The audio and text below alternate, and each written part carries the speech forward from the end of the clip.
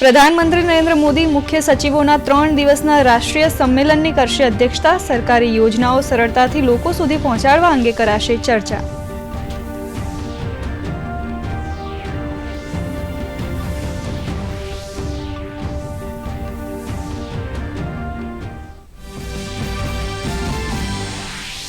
તેલંગાણાના પ્રવાસે કેન્દ્રીય ગૃહમંત્રી અમિત શાહ હૈદરાબાદમાં ભાજપના પદાધિકારીઓ સાથે કરશે બેઠક. આગામી લોકસભાની ચૂંટણી અંગેની રણનીતિ પર થશે મંથન.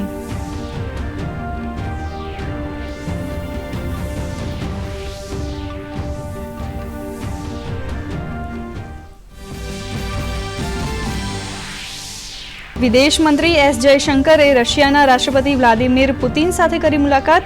ક્રેમલિનમાં બંને નેતાઓ વચ્ચે અનેક મુદ્દે થઈ વાતચીત. રશિયા પ્રવાસ માટે પ્રધાનમંત્રી નરેન્દ્ર મોદીને પુતિને આપ્યું નિમંત્રણ.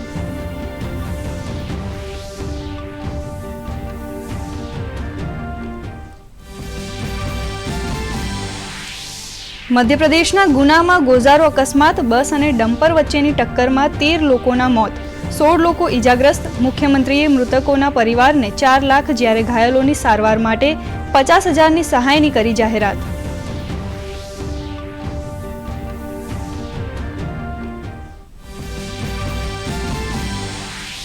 અમદાવાદમાં મુખ્યમંત્રી ભૂપેન્દ્ર પટેલના હસ્તે ખેલ મહાકુંભ 2.0નો પ્રારંભ.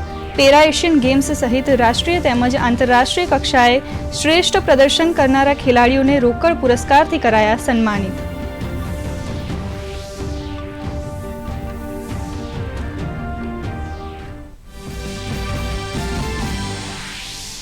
અંબાજીના ગબ્બર પર્વત પર માઈ ભક્તોની સુરક્ષા માટે બનાવાશે લોખંડની જાળીવાળો ડોમ. ફેબ્રુઆરીમાં યોજાનારી 51 શક્તિપીઠ પરિક્રમા પહેલા પૂર્ણ કરાશે કામગીરી. રાત્રે પણ ભક્તો કરી શકશે પરિક્રમા.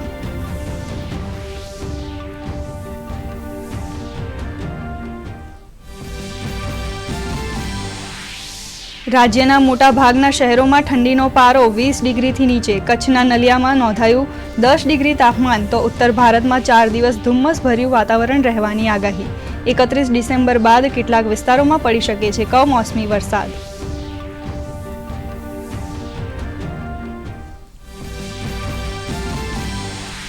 ભારતીય શેર બજારમાં તેજીનો માહોલ યથાવત. કારોબારી સત્રની શરૂઆતમાં પહેલીવાર સેન્સેક્સ 72,250ની સપાટીને પાર. નિફ્ટીમાં પણ 50થી વધુ અંકની તેજી. મેટલ અને સરકારી બેન્કિંગ સ્ટોક્સમાં ખરીદારી.